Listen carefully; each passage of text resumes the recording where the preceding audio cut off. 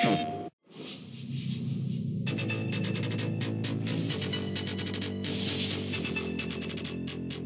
think we kind of were all excited about the idea of doing it here. You know, it's our hometown, right? So when I ask people, international friends, what they think of Seattle, you know, right off the top of their head, they're like, "Oh man, rain." It's a really cool city. It's got a lot of really cool atmosphere. It's got a lot of low cloud decks, a lot of fog, a lot of rain. The cool part about working on this new system is that we can throw the type of detail that we just couldn't before. And say, hey, look, we want a bank of puddles here. We're just going to paint some blue verts in here. We can come in here and we can lower the puddle values. We come here with the tools, and I can start painting in these patches where I want, you know, destruction, fall off, and then kind of for the final awesome bits here, a lot of wetness and puddles just to kind of give it a rained-on feel, like we've kind of been here a while.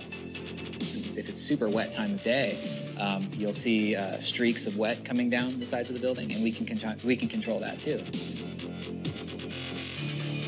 You see the sun like hitting a wet street, and it kind of flares out for a second, just like if you're walking down the street and it had just rained, and the sun is coming down the center of a street, right, and it flares out in your eyes. You want that. So I can make it feel like there's really heavy fog sitting on the bay and the water down here, which for me it's great because like maybe I want really low hanging fog and to be more clear as it goes up. It allows me to create some like really super interesting times of day.